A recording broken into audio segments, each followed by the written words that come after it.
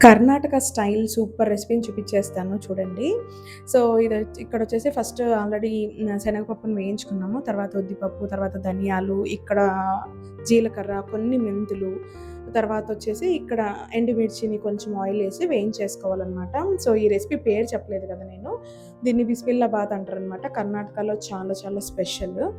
మేము అప్పుడప్పుడు చేసుకుంటూ ఉంటాము. ఇక్కడ ఇంకా దాల్చిన చెక్క, తర్వాత లవంగాలు ఇవి కొన్ని మసాలా వేసేసి ఫ్రై చేసుకోవాలి. తర్వాత కొంచెం కొబ్బరి కూడా తురిమి పెట్టుకున్న కొబ్బరిని కూడా కొంచెం లైట్‌గా దూరగా ఆఫ్ చేసి వేయించేసుకుంటే సరిపోతది. లేదంటే మాడిపోతుంది. ఇవన్నీ చల్లారిన తర్వాత మనము మిక్సీకి పట్టేసుకోవాలనమాట. ఇది అలా పొడి చేసి పెట్టుకోవాలి. సో, చూస్తున్నారు కదా! ఇక్కడ అమ్మ మిక్సీకి వేసేస్తుంది. చాలా బావుంటది ఈ రెసిపీ. ఎప్పుడూ ట్రై చేయకపోతే గనుక ట్రై చేయండి. ఇంకా విత్ పాపడ్ అదే అప్పడాలు గానీ, వడియాలతో తింటే అసలు అద్దిరిపోద్ది టేస్ట్. ఒకసారి ట్రై చేయండి తప్పకుండా. సో, ఇక్కడ మేము 4 పీపుల్‌కి తీసుకున్నామనమాట. 2 గ్లాసెస్ ఆఫ్ కందిపప్పు. సో, ఇంకా రైస్ వచ్చేసి 2 గ్లాసెస్ తీసుకున్నాము.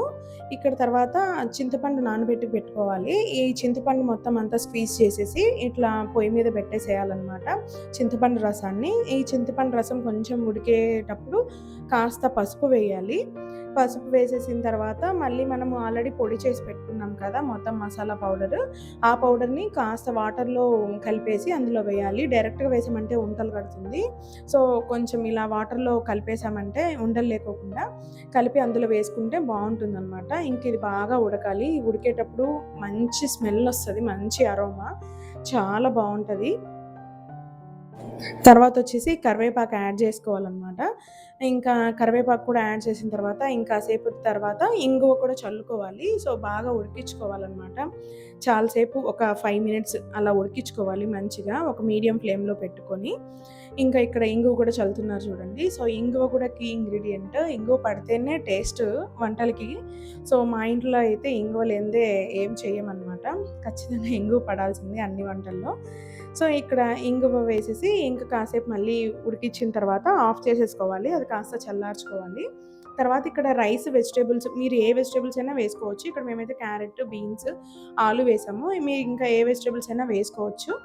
తర్వాతొచ్చేసి ఇంకా మనం ముందే ప్రిపేర్ చేసి పెట్టుకున్న మసాలా, తర్వాత కందిపప్పు అన్నీ కలిపి యాడ్ చేసేసుకోవాలనమాట ఇందులోకి. బాగా కలుపుకోవాలి మొత్తం అంతా కలిసేలాగా. కొంచెం గట్టిగా అనిపిస్తే కనుక కొంచెం వాటరేసేసి సాల్ట్ కూడా చెక్ చేసుకొని కొంచెం వాటరేసేసి మళ్ళీ ఉడికించుకుంటే అంతే అండి, సెట్ అయిపోతది. చాలా బావుంటది. తర్వాత కొంచెం తిరువాత వేసేసుకున్నామంటే అయిపోతది. చాలా చాలా టేస్టీగా ఉంటది. కొంచెం వాటరీగా ఉంటేనే బావుంటదనమాట ఇది. సో, అందుకే కొంచెం మళ్ళీ వాటరేసి మేము చేసాము. వీడియో నచ్చితే లైక్ చేసి సబ్స్క్రైబ్ చేసుకోండి.